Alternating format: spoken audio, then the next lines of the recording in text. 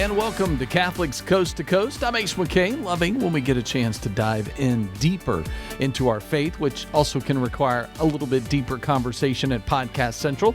Easy to find anytime. It is available at EWTN.com/podcast. And then once you find the shows you like, simply subscribe anytime, anywhere, so you don't miss future episodes. First and foremost, happy Father's Day weekend as a dad. Looking forward to it as well. You need a good nap and a plate of wings, and we'll be solid. Of course, let's also dive into God's Word this week as we get your look on the Mass readings for this week with your Word on the Word. This Sunday, we celebrate the solemnity of the Most Holy Trinity. But the Trinity can be tricky to explain. The Trinity is a beautiful mystery that we're not going to try to explain, actually. Today, we're going to take a look at the Psalm. The responsorial psalm is, O Lord our God, how wonderful your name in all the earth. The psalm is talking about looking to the heavens, the moon, and the stars, and the creation of the hands of God. The writer is alluding to the incredible gifts that God has given us, namely the world around us.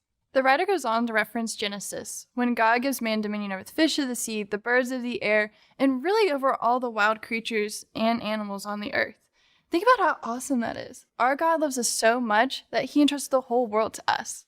Now, we live in Alabama, and in the heat of the summer, it can be easy to forget, sometimes, how incredible that beautiful nature around us is, because it's just plain hot and humid some days. But if you open your eyes and look at the world around you, you see things like a starry night sky or a watercolor sunrise, and you can realize that you're surrounded by God's creation. This week, we challenge you to go outside and explore some of the beautiful earth God has given us. But don't forget to say a prayer of gratitude while you got there. And keep an eye out for three-leaf clovers. That's how St. Patrick explained the Trinity. And we'll see you next week here on EWTN. Bye. Toodles. Great Father's Day reflections as we continue our Word on the Word each and every week. You want to find out more? Easy to find at Podcast Central. Just search Word on the Word or anywhere you like to listen to podcasts. I'm Ace McKay. As Catholics Coast to Coast continues, we're feeling a little restless. Well, Father Joesph is going to sit down with Matt and Ranae as they discuss their journey as young parents, the sacrifice that's given, but also what does that lead in personal growth? Let's check in with the Restless conversation on this week's Catholics Coast to Coast. So welcome to Restless. I'm your host, Father Joesph Gill, along with Matt and Ranae. You've seen Matt around. And Ranae, have we done an episode with you? I can't remember. We did one. Just one, right? Yeah, we did one. It was your conversion story. Yeah. That's right, which was an awesome story. And since that episode, a few things have happened in your life. So if people who are watching or listening don't know, Matt and Renee are married. That's true. Right. Which I'm not sure that you were when you did the episode, to be honest. I think you were still dating. I don't know if we were. Yeah, we either were just married or about to get married. Somewhere right around there, yeah. Yeah. But also, Renee and Matt have one child. Yeah. He contributed part of it, I suppose. And she is expecting her second to be born, God willing, May 2025, correct? May, right? June, July? Yep. May. Okay, yeah. May. Yeah. You got it. Awesome. Very good. Very good. So that's kind of a big lifestyle shift when you have your first child, is it not? Yeah. Oh, yeah. Yes. That might be the understatement of the century. Yeah, definitely changes everything in a good way. In a good way, certainly. Good. And we'll get into that. But I want to give some context to our listeners about kind of what's kind of been on my heart that prompted part of this episode is, we're seeing more and more across the board that birth rates are declining in most developed countries. And even in America, the birth rate is now below replacement rate, which is kind of scary. It's the first time in human history that so much of the world is refusing to have kids or unable. But I think for the most part, it is a choice. Yeah. Really, there's only I only think it was 10 or 15 countries left out of 190 that still have birth rates above replacement rate. Most of those are in Asia or in Africa. So it's kind of a scary world that we're entering into. And I think a lot of young adults are feeling that it's a big change. I don't know if we should. I don't know if we should bring kids into this world, which is messed up, and who knows about the environment and the economy and this and that. And I'm sure those thoughts probably crossed your mind, right? I mean, it's tough to make a living, especially here in Connecticut, and raise a family on the salary that you can get. But I just want to kind of do this episode to talk about why parenting is not as scary as you think it might be.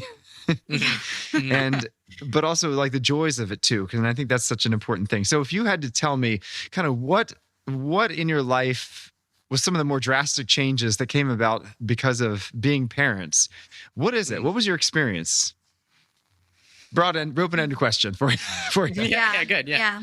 I mean, I think it just the biggest change is just like your priorities shift so drastically, so immediately. Because this little person is placed in your arms, and now like I just remember looking at saying like, I love him so much. I don't know, like I've never felt this kind of love before. I feel like my heart is exploding. And then you just want to make sure that everything you do is to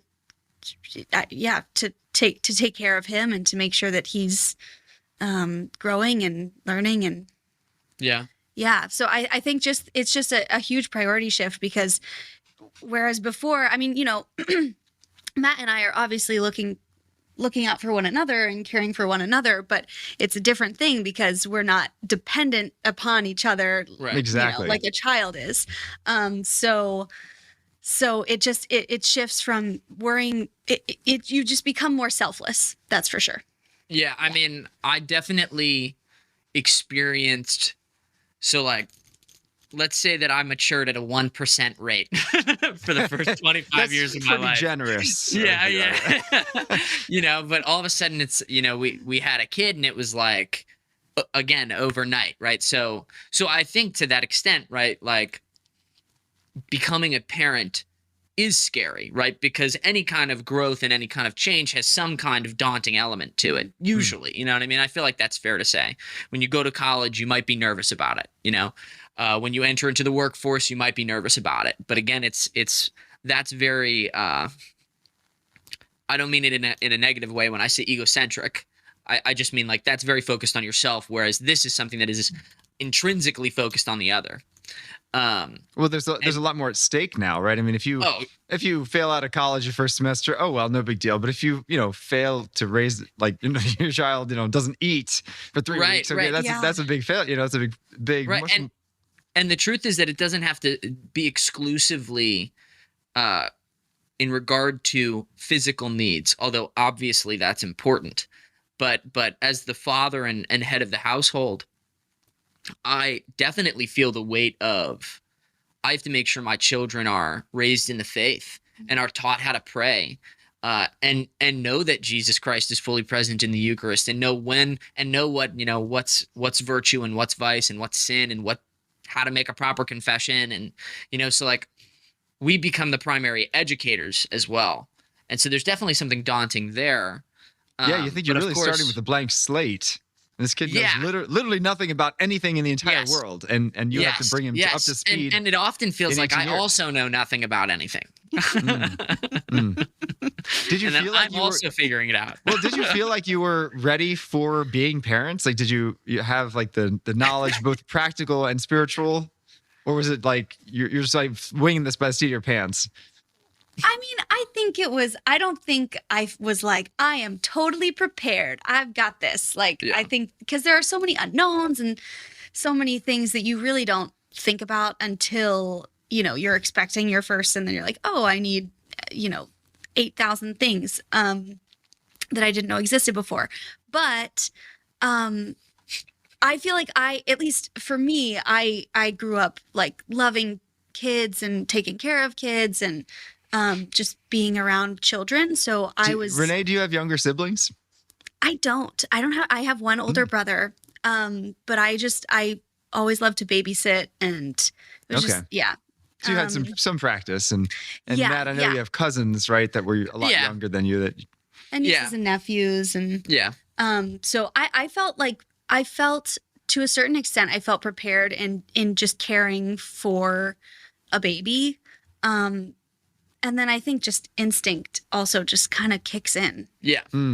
It's wonderful how God wrote that on our hearts, the instinct piece. Yeah. It's a real thing.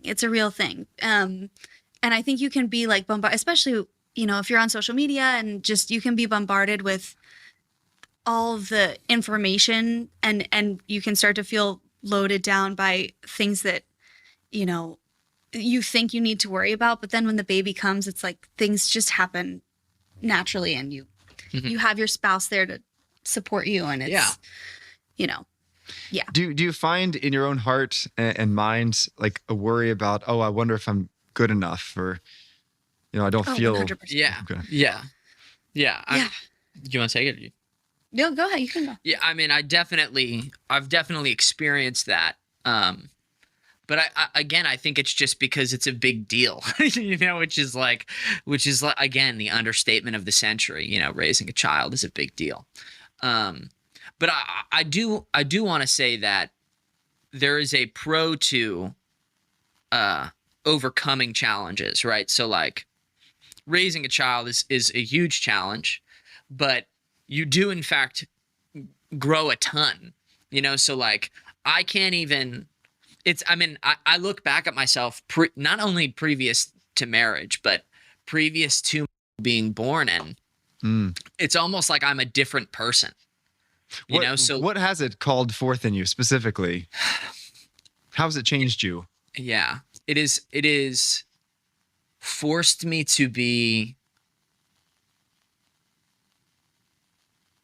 I think it has forced me. Matt Sparaza. That's something. Yeah, it's forced. Not me, often he's speechless. Yeah. It's forced me. It's forced me to be significantly more responsible, and to more intentional with my time. Like I don't have time to, you know, watch X amount of hockey games a week. X being, you know, insert whatever number you want over 5. And you know, and like I really don't. I just don't have time for that now. And I say 5, but really I mean like 1. You know, and it has forced me to. It's funny, you know, Joe made a comment on a previous episode. I don't remember exactly which one. But he was talking about how spending time with his grandma was something he did because it's the right thing to do, you know?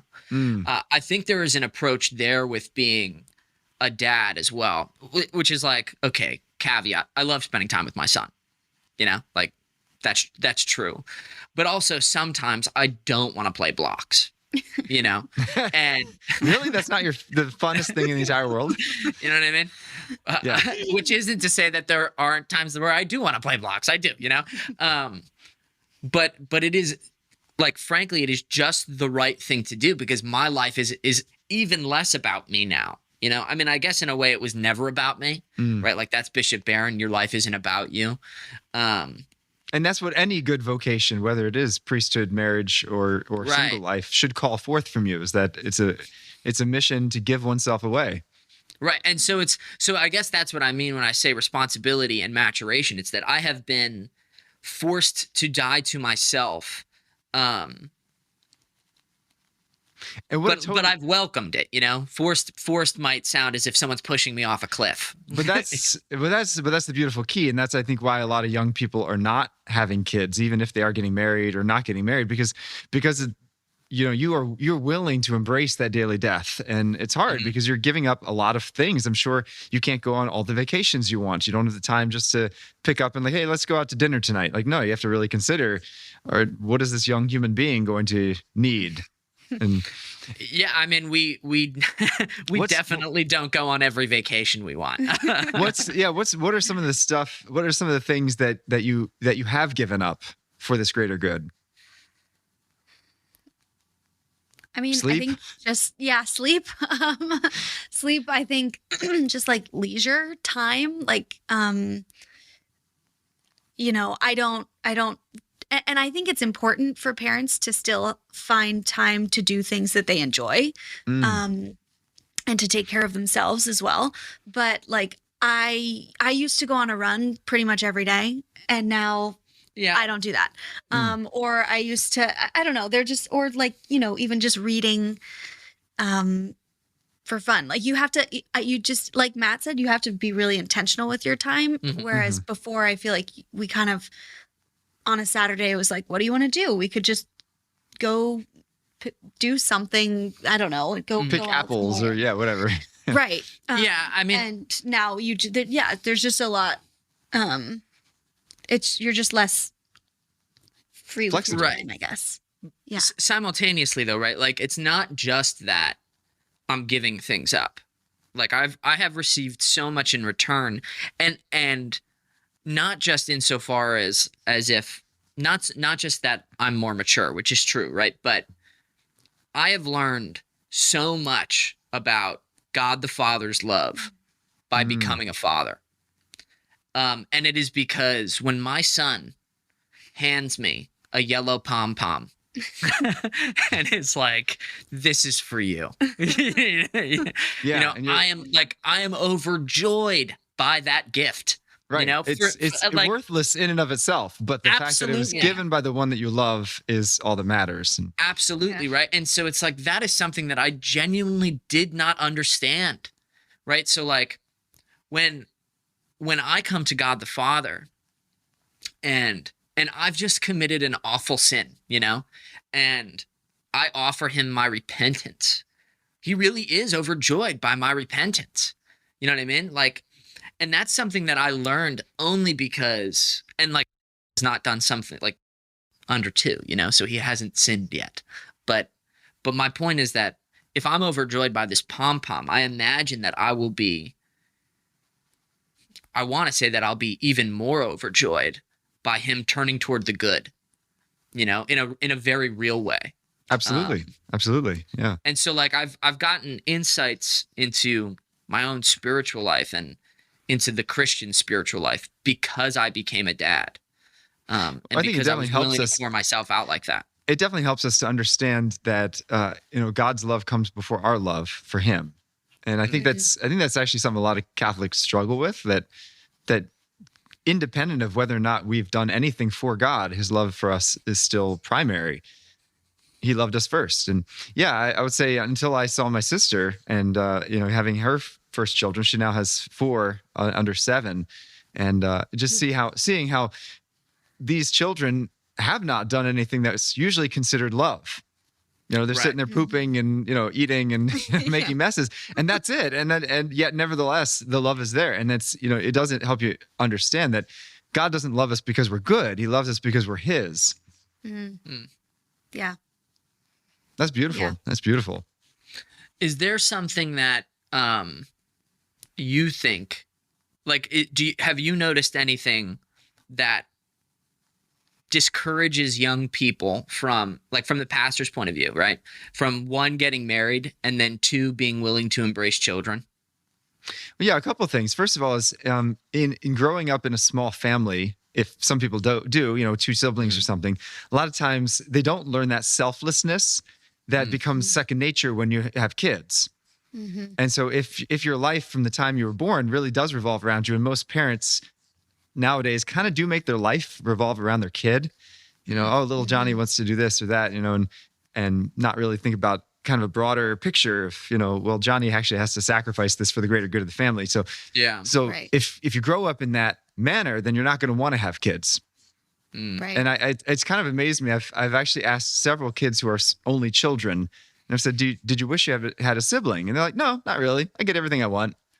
Right. I was like, Yeah, how man. sad that is, right? Because it's true. Yeah, you do get everything you want, but you're missing out on some relationships that would last you forever because your parents aren't going to be around forever. And hopefully, being a son or daughters or being a sibling that's going to be a relationship to last. So that's part of it. It's just growing up in a small family and having everything given to you makes you less likely to want to have a big family yourself.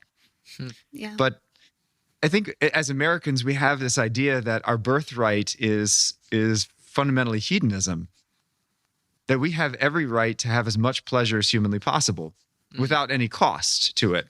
That's just our American mentality. Yeah. Right. So, and I see that, this is a crazy small thing, but we're recording this at the time period when eggs are about $10 a dozen, Yep. outrageous, right? And, Yeah. and a lot of people look at that and be like, oh my gosh, I can't believe eggs are $10, a dozen. How in the world am I going to survive? Well, you're going to survive by eating other food. Like, don't buy eggs. Right. But there's this view that like, I should have everything I want affordable right there at my fingertips at every moment. And having a kid completely throws that upside down. because you can't have Yeah. everything you want. You're like, no, this is my time to read. No, the kid's crying in the crib. You need to get up and take care of your kid, right? Right. So it's that mentality shift of just getting out of hedonism, which is really hard for Americans to do, Mhm. and anybody in Western culture. There's I'm gonna go on a little anecdotal sidetrack. Oh, okay. I was hoping for a rant, but all right, we'll take that too. But there's right, Jordan Peterson is it 10 rules for life or 12 rules for life? I think it's 10, but I don't remember. Sounds good. Sounds about right. I don't know. And one of those rules is clean your room. And it's funny because the rule is like clean your room before you criticize the world. And at first I kind of just I took that as very surface level, as if you don't clean your room, you have no right. If you can't keep your world together, you have no right to criticize the world. And maybe to an extent that's it, but like kind of in an exterior fashion. But at the core of it is this idea that cleaning your room is doing the right thing, right? Like you're making sure that your life is in order before you go out and you criticize the world. And so if you really read through the chapter, you'll find that cleaning your room, making sure everything is order, preventing suffering that you could have prevented, is actually just listen to your conscience. Like that's kind of where he's going.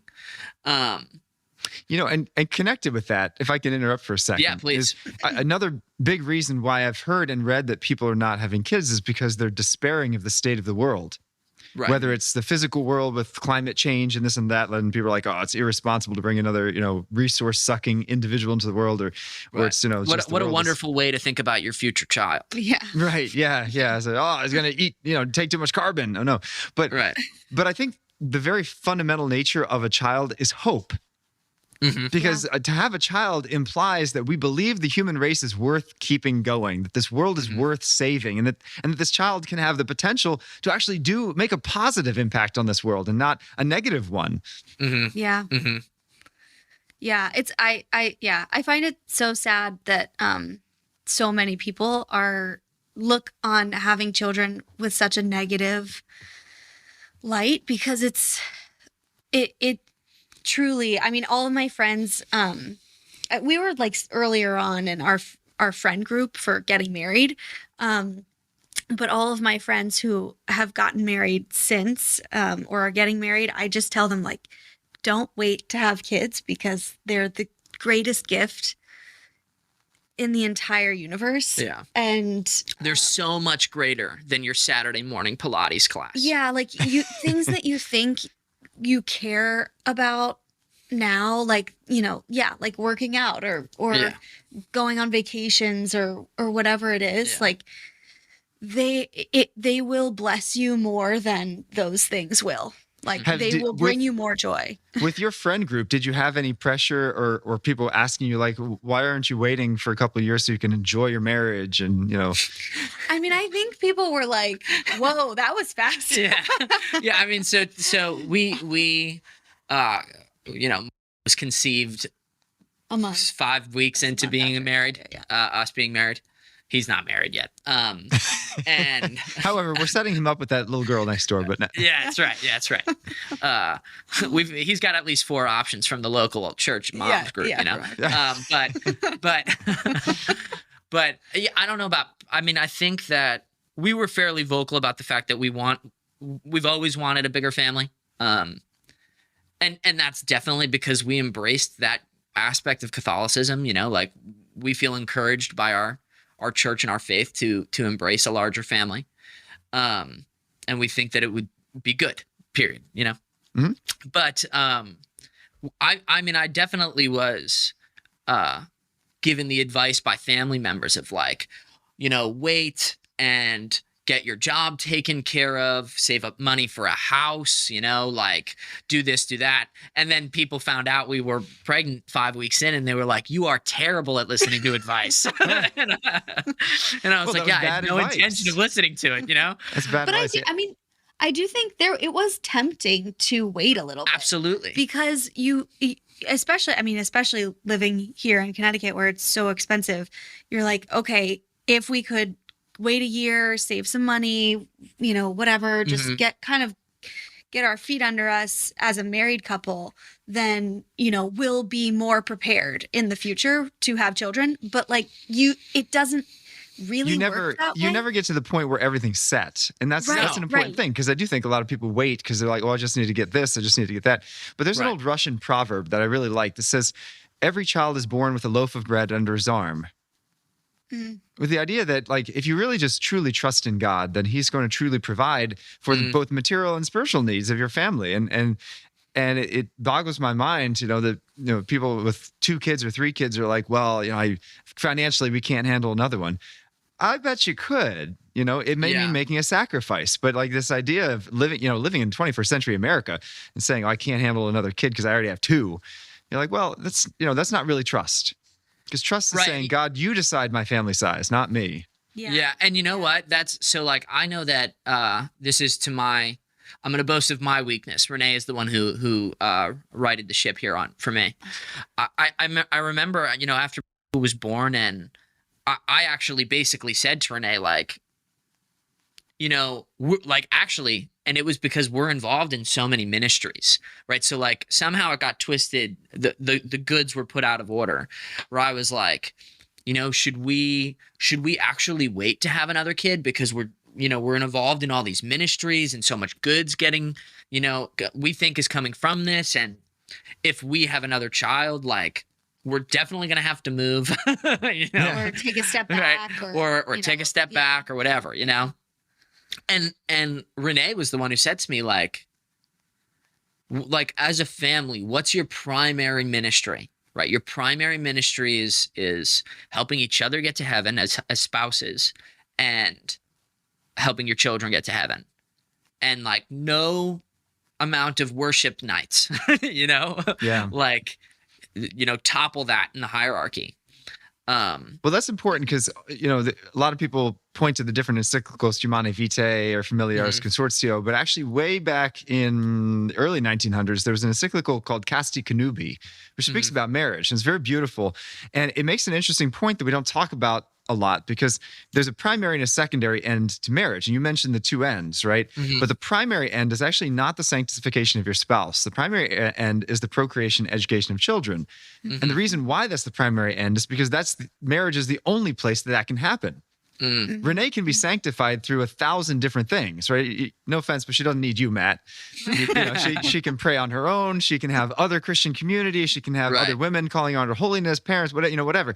But there's only one place in which the procreation and education of children will take place, and that is marriage. So that's the primary end of marriage.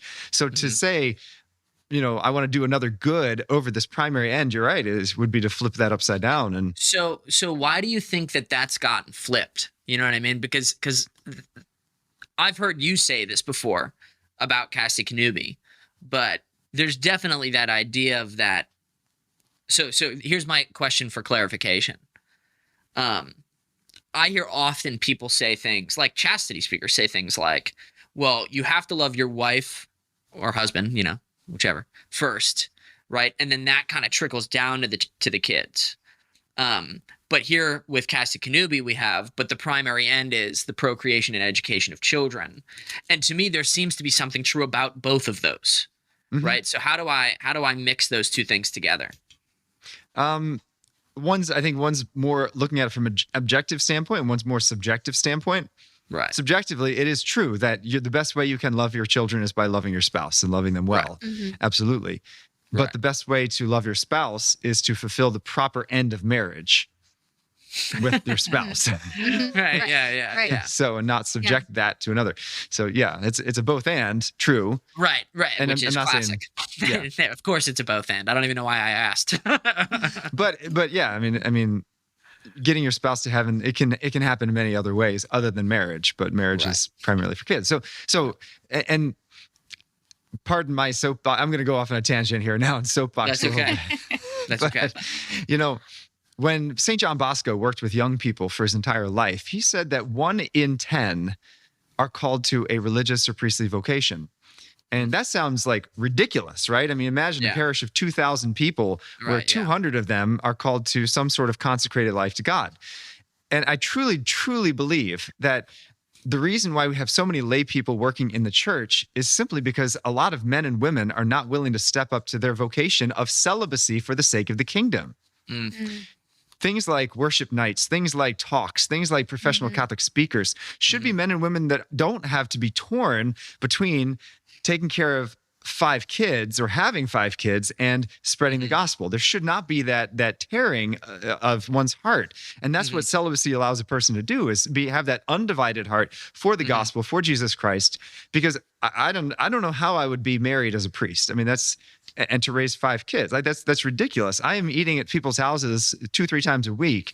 You know, I'm having meetings every single night. Like, I would never be around for my kid's sports game, and it would be unfair of them for me to give them the short shrift. And so I really think that more people need to be generous in saying, yeah, I really want to live a life of celibacy. And maybe it's not priesthood. Maybe it is actually just a consecrated celibate in the world who feels called to work as a DRE, who feels called to lead worship nights so that they can have that radical availability, not to denigrate the good work that married couples are doing in those lines. But I don't think it does. You're experiencing that torn heart, right?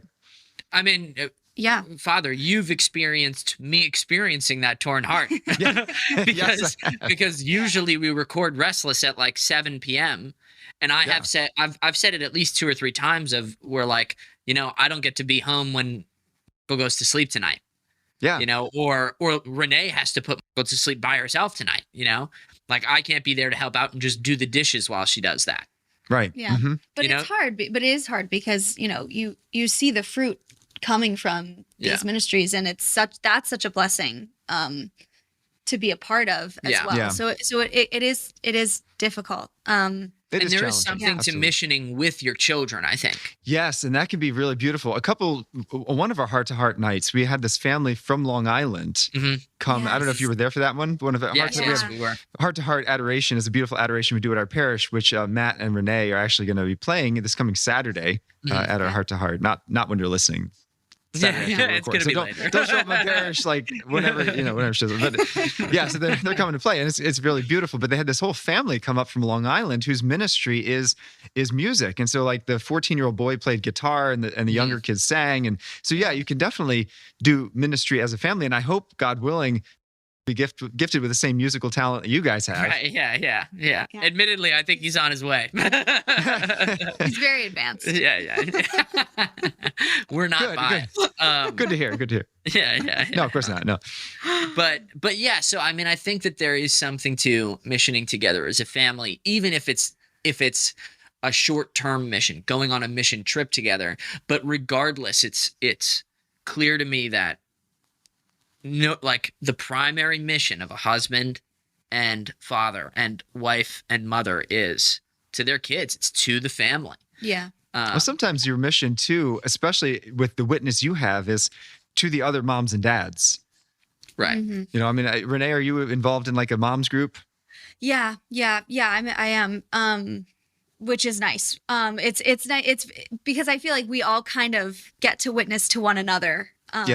Which is really helpful sometimes for encouragement, and I'm sure some of the moms are are stressed out or worried about this or that, and you can be such a powerful witness to them, and vice versa. Yeah, absolutely. Yeah, no, and we pray for one another, and it's like we have a group text now that we can kind of do meal trains and different things like that, and just support one another. That's wonderful. Which is really helpful. So yeah, definitely. Have you found in your own life? Do you feel more stress after having a child? More anxiety? Yeah, I would say yes, but not. I think yes, because you just care so much about your child that it's easy to worry. It's just easy to have those worries. But on the flip side of that, I would say I've learned to walk by faith more. Yeah. Because you just have to, because there are things that are out of your control, right. and you just have to offer it up to the Lord and trust that he's going to take care of you, and he's going to take care of your child because, he loves you and he is good. to build on that, I've had this experience recently where I realized that as my love has increased, that is love for my, like the act of love that I make on a regular basis for Ranae and for my loathing of evil things has also increased. And what I mean by that is, like, as a young person, and perhaps this is just because when you're a teenager you think you'll never die, you know, but like I have definitely experienced and then had to work through a greater fear of someone getting injured or dying, you know. Sure. And that has forced me to depend upon divine providence. Well, it's scary, but a necessary reality to realize that these children aren't ours. They're Exactly. God's. Yeah. Right. And Exactly. Yeah. So it's kind of like, that's hard because your heart is like walking around outside your body. Yes. In these children, but they're not ours. They're on loan. And just having the faith to offer your children to God and just saying, like, I trust you with this child. It's hard, but it's And trusting that he's the going only to, way to manage it, really. that he's going to give us the grace to parent, you know? So, and even more specifically, he will give Ranae the grace to mother and me the grace to father and me the grace to lead, you know, like, especially when it comes to, like, I don't know, certain decisions, right? Like I really do make certain decisions as the leader of our family. And I have to just absolutely trust that I'm going to be given that grace, you know? And if I make a mistake, I have to trust that she's going to be given the grace to, you know, Call you on it. Call you out. Yeah, exactly. Sure. That's how it works together.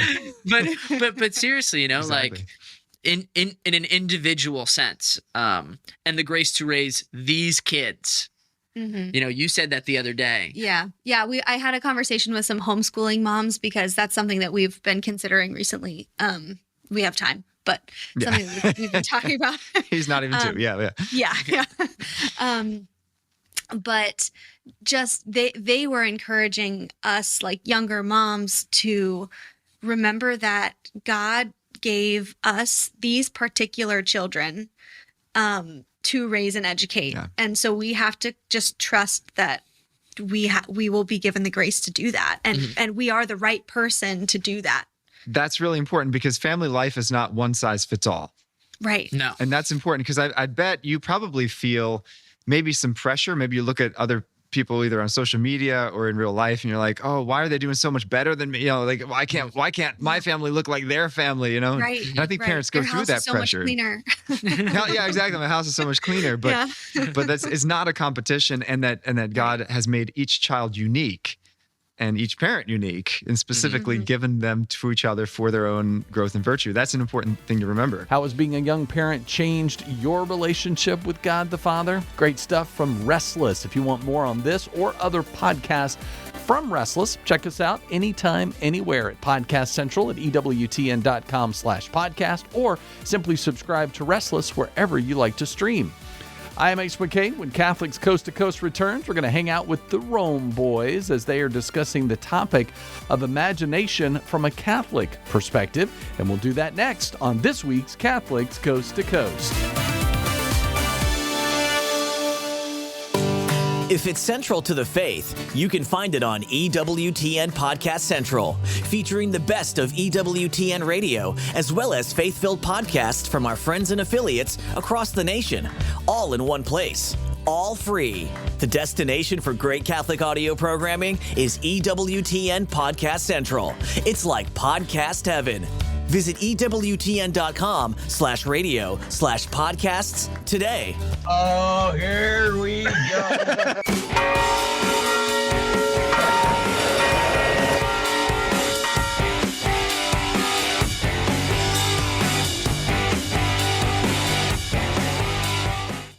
I would say that because America is such a melting pot, when you look at every other country, it's very specific to the culture of that country. When we talk about Mexico, you talk about, maybe this is good material. Sure. But, Oh, it's recording. Go ahead. Yeah, when you talk about all of the other areas of the country, it doesn't mean that they're not culturally diverse, but America is nothing but a melting pot. Yeah. That's all it is cultural diversity. Yeah. Which includes all of the other countries' diversity, in our own country. And oftentimes there's such a concentration of people don't migrate to Madagascar. Yeah. You know what I mean? Yeah. People don't migrate to Watch, Venezuela one viewer's going to and- see this and they're from Madagascar. Yeah, right. What are the odds that's going to happen? But yeah, if you just looked at the movement, Yeah. the immigration, Sure. where are they going? Sure. Why is the conversation about America and American immigration? Yeah, they're always immigrating here. So it's Seems to be the and case. there's immigration in Europe and other places, of course. Sure. Yeah. But so that's why I say, like, to have an American pope, it is a unique perspective because he's also been to those other countries. Yeah, yeah. It'll be and served. great to hear his Catholic perspective Yeah. on the issue of immigration and then working with Trump. I think there'll be more connections with each other and more listening and like understanding each other's side and coming together versus like the battle between the two. I think there'll be more unity there.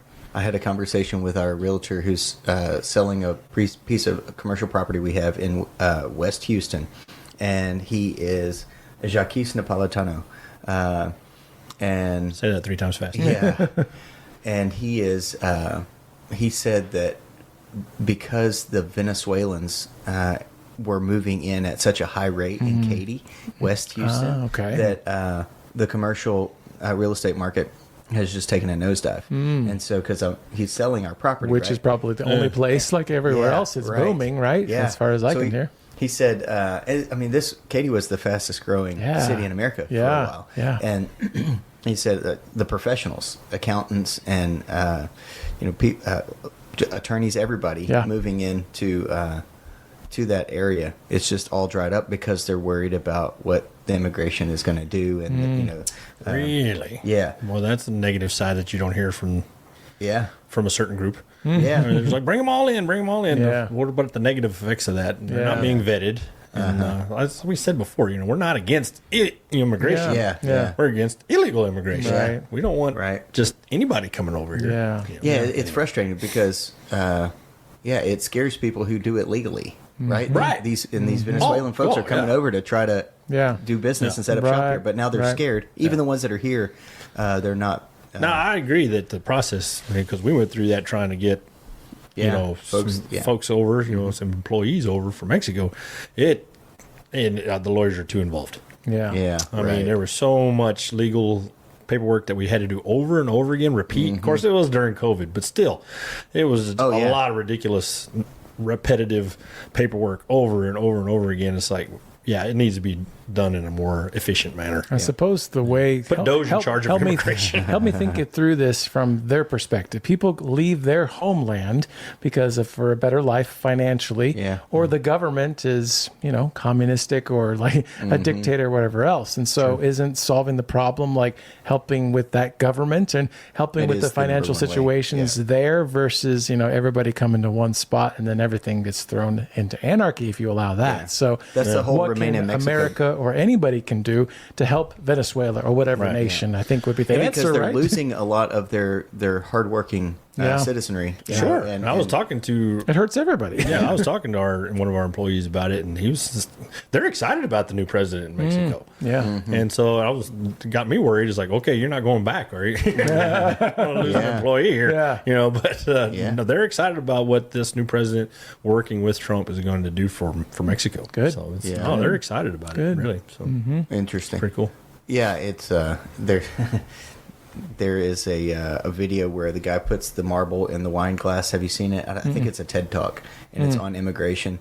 I wish I could think of the name of it, but it talked about the amount of resources that it takes and how it's mathematically it's impossible for us to take care of all the people that are actually coming over. 5.6 billion people in the world who live in countries with average incomes below that of Mexico. That's 5,600 gumballs. And so what is it that the elites are telling us? They're telling us that when we take this 1 million immigrants, that we somehow or another are tackling world poverty. And then he talked about helping the country have a better outlook, so they don't want to come to America, so that they have opportunity in their own homeland. It's the land of opportunity, right? So it's always been known for. Well, make it better there Yeah. for them. Yeah. They'll want to. They're going to want to stay. I mean, wouldn't you want to stay home? Years ago, we had the opportunity to go to Mexico and see where our guys live. Yeah. And we were actually in the mountains, and I mean, it's beautiful there. Yeah. And I even asked him, I said, why would you leave all of this? Yeah. And come to Texas where it's dry and brown and desert. Yeah. Why would you do that when you live here in this like tropical rainforest paradise? Yeah. And there were these guys working on the road down below because, like I said, we're on the side of a mountain. He said, you see those guys down there? Look like normal county guys working on the road. He said, yeah, they make $10 a week.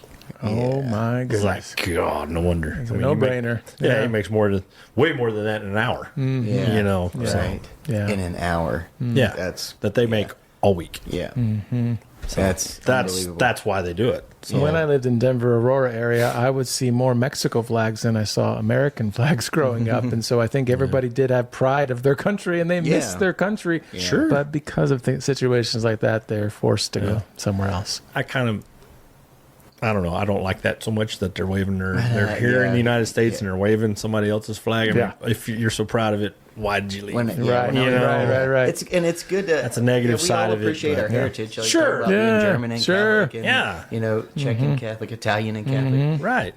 But to truly wave another country's flag, when I was Well, a kid, and the I way actually they thought were it was doing illegal. it. You know, the way they were doing it. They're waving it as in, we're better than the United States. Oh, yeah. You know, if they're doing it just to honor their heritage, hey, that's awesome. Great. Do that. Absolutely. But if you're doing it the way they were doing it, you know, it was in protest of the United States, and immigration and all that stuff. And you're saying yours is, you're better, or your country's better, then why did you I always leave? thought if you stuck your flag in the ground, you just took over the land. Like, that's it, right? This is that country now. So, but no, everybody's proud of their heritage. It should be. You should be.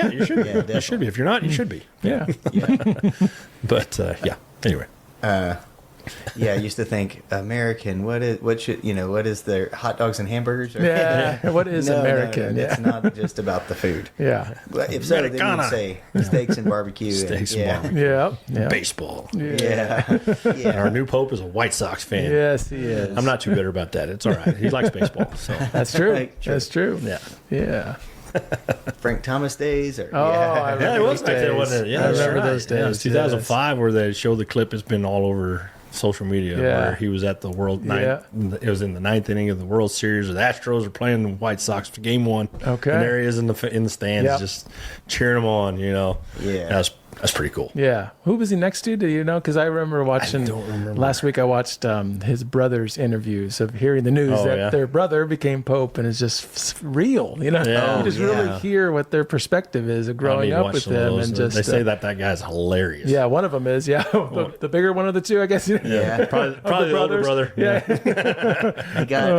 one of them is single, and has been a good teacher or whatever else and stuff like that. So the other one's pretty much he's just going to say how it is. I wanted to stay in bed. I wasn't feeling well, and all you darn reporters are coming out here and like sitting on my lawn and everything else. I'm like, he is not holding back. Hopefully, it was like, oh gosh, that's my brother's unleashed. There's always that one guy in the family, that one crazy uncle. If you don't know who it is, it might be you. Yeah. Maybe more cameras went to that house for the reason. Everybody knew. What is he gonna say? I've heard some comments that he has made. I think that were a little maybe a little derogatory, maybe. And he's like, "Yep, there's always that one crazy uncle." Every family's got one. I guess it was John Hill sharing in Michigan how where he was ordained was actually in Michigan. Okay. Outside of Detroit, I believe. Okay. So that was kind of neat to see. So there's a lot of, and I would say that because, to actually go back and look at the roots of where the Pope came from. That's pretty neat. Like, man, I grew up with him. He was the guy that, right. Or just I mean. Well, we always, we know the Holy Spirit's in charge. Yeah. And it just seems like that he always knows, well, of course, why does it seem like he knows what we need? Yes. So we go through these periods of leadership that we were like, why did that guy do this? Why did that guy do that? It's kind of like I look back at the Biden there you go presidency or dictatorship, whatever you want to call it. And I look back on it, and I think I'm really glad that he beat Trump the first time, whether he did legitimately or not. Yeah. I'm really glad, because now look at the perspective that Trump has going in this time around. So it just goes in. The Holy Spirit's got it. Yeah. So I just see that this Pope, the excitement everybody has over this guy, and being that he's an American, there's a reason why there's an American Pope. Cardinal Dolan didn't even know him hardly at all. Like, he's, obviously he's a cardinal from the United States, and he goes, he was an outsider. He was not even on the top of the list, as we all know. But he's like, that's the reason why. He's the one to be chosen, because he wasn't. I mean, we're not about a popularity contest. We're not about. This is just he does have all the right credentials, though. He really is a great person for it. So, but the one who wants it should not be it. Right. But you should watch the interview of Cardinal Dolan, because the news people in New York are not afraid to ask him the questions of what happens in the conclave, and he is just so witty and quick about just giving him an answer but not telling him anything. He's witty. He's like, if you give me a couple drinks one time, I might share something with you. I'll see you on Tuesday, kind of thing. But he was definitely he's been around the block. He knows how to handle reporters. He knows their names and everything. It was kind of fun. He's sharp. This is great. Listening to him and Father Joe Krupp, on the Good News. Oh, dear Lord. That would be a fun exchange. Oh, man. Same caliber in a lot of ways. Yes. Tell it like it is. To really, Cardinal Dolan, because I got to meet him and smoke a cigar with him on the cruise. He is everything you might imagine in somebody who really has the influence he has, but has a spirit of God. I wasn't sure what to expect. It just some people say a controversial figure, or he said this or that or the other. So I went in with no expectation except for your always eminence. A good thing. And of course he comes up to me and is like, Chris, Rome boy, how are you doing? What? And I was like, what in the world? Of course, David DeFranco, making the introduction before. Telling him, dude, hook up, man. We need Cardinal Dolan on the show. Oh, hey, man. David. It was, we would be laughing a lot. I guarantee on that episode. That would be a lot of fun. The instant humility. We went to banter and everything immediately, and I offered him a cigar, and he said, nope, got my own, and sat down. And I prefer mine. Yeah. You don't mind? The priest that goes around with him everywhere he goes, you see him. It's this, I forget his name, super nice guy, but he's a busy priest. Yeah. And he opens up his jacket, pulls out this roll of cigars, pulls out his huge cigar. And I'm like, how'd you get that through this lighter? How'd you get that through the airport? It's like an aerosol can, And I said, Cardinal Dolan, I bet you didn't pay for that. And he was like, why do you say? And I said, come on, tell me. And the priest next to him was like, actually, my parents gave it. He said, look, it's got Dolan right on the side. Of course it's mine. It's, And I said, but I bet you didn't pay for it. and this priest, that was working with him, he was like, actually, my parents got it for him for a Christmas gift or a birthday gift or whatever. And I was like, I got you. And he's like, you're not supposed to say anything. He just got fired. It was great. And then I thought, like, maybe that's his gesture, because he wasn't going to smoke a cigar that came from some nobody. That Cardinal Dolan was talking about at the before the conclave, the breakfasts and the lunches. He goes, the cheap Italian breakfasts, like all we get is a crust of bread, and the coffee wasn't any good, but the lunches were pretty delicious. But anyways, he was just like, we got to get out of here so we can get some good food. Let's vote for somebody. Oh my god, this is not good. Like, so apparently Italians don't do breakfast. It's very simple. So even for the Cardinals, though, they didn't even bust out eggs or anything. Come on now, the guys need protein to keep going here. Well, our pilgrims in Italy, they were like, lunch meat for breakfast? What is this? Yeah, that's Italy for you. It's different. They're cold cuts. Don't call it lunch meat. It was not Canadian bacon. It just was uncooked bacon. That was pretty raw. It was good. Yeah. Very raw. Yeah. Canada's too far away to make their bacon plain, right? So in the meantime, be bold. Be real. Be Catholic. God bless.